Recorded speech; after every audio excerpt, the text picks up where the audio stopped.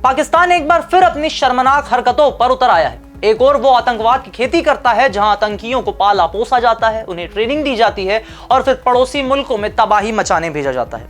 वहीं दूसरी ओर दुनिया की आंखों में धूल झोंकने के लिए उसका मीडिया झूठ की फैक्ट्री चला रहा है। भारत द्वारा चलाए गए सटीक और निर्णायक ऑपरेशन सिंदूर की कामयाबी को झूठे दावे, फर्जी तस्वीरों और गढ़े हुए वीडियो से ढकने की शर्मनाक कोशिश भी की जा रही है।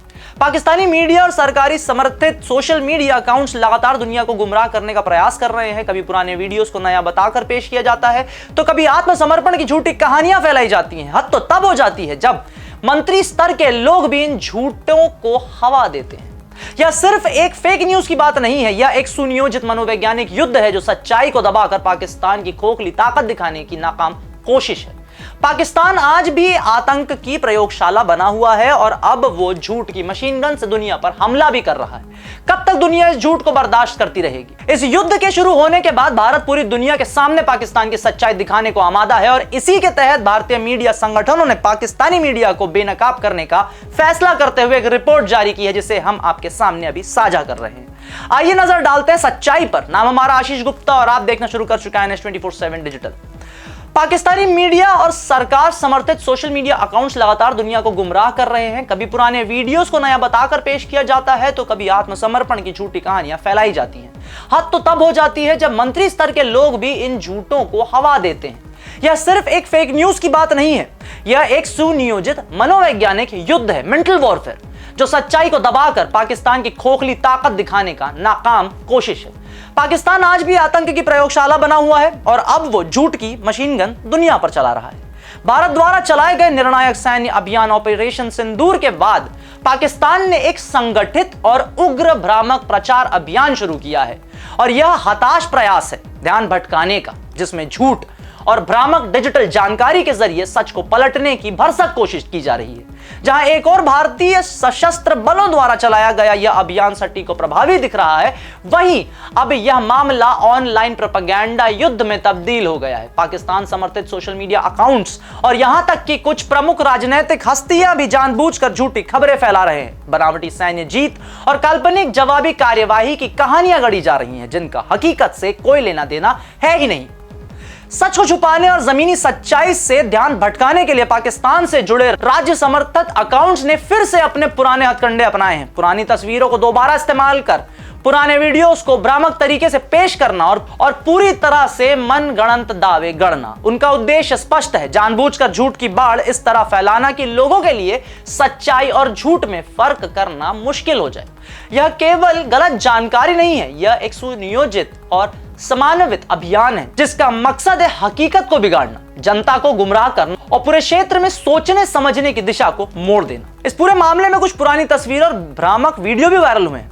सबसे प्रमुख उदाहरणों में से एक वायरल तस्वीर है जिसमें दावा किया गया कि पाकिस्तान की सेना ने बहावलपुर के पास एक भारतीय राफेल विमान को मार गिराया, लेकिन PIB फैक्ट चेक ने इस दावे को खारिज कर दिया है और पुष्टि की है कि यह तस्वीर दरअसल 2021 में पंजाब के मोगा में हुए एक MiG-21 दुर्घटना की है।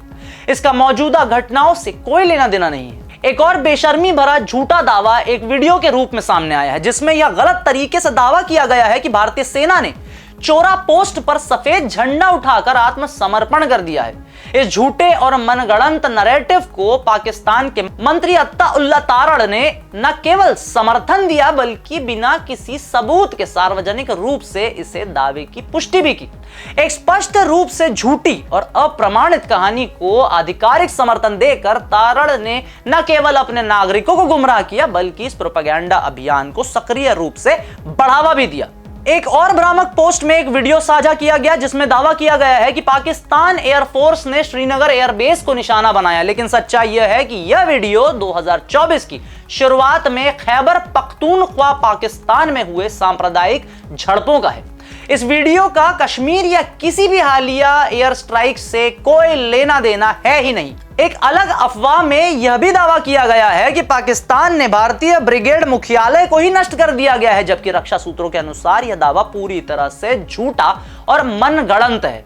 इसके अलावा एक पुरानी तस्वीर भी वायरल हो रही है। सितंबर 2024 में राजस्थान के बाड़मेर में हुए एक MiG-29 दुर्घटना को पाकिस्तान समर्थक सोशल मीडिया अकाउंट्स द्वारा फिर से फैलाया जा रहा है ताकि यह दिखाया जा सके कि हाल ही में भारतीय वायुसेना को नुकसान हुआ है, जबकि ऐसा कोई भी घटना किसी के भी सामने आधिकारिक तौर पर नहीं आया है। पाकिस्तान के रक्षा मंत्री ख्वाजा आसिफ ने हालिया सैन्य कार्यवाही के दौरान भारतीय सैनिकों की गिरफ्तारी का बेबुनियाद दावा भी किया, जिसे बाद में खंडन कर वापस ले लिया गया।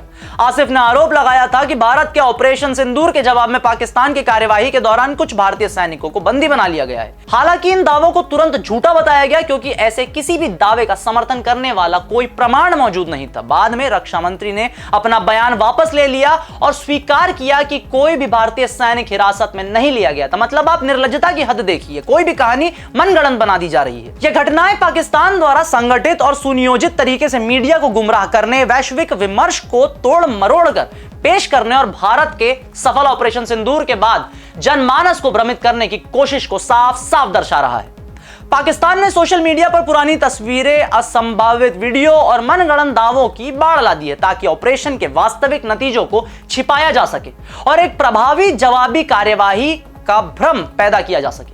यह रणनीति भारत की कार्यवाही की सफलता से ध्यान भटकाने, घरेलू जन भावनाओं को भड़काने और अंतरराष्ट्रीय राय को प्रभावित करने के उद्देश्य से अपनाई गई प्रतीत होती है। तो यह थे पाकिस्तान द्वारा दुनिया में फैलाए जा रहे एक डिजिटल प्रोपेगेंडा पर अपडेट रिपोर्ट।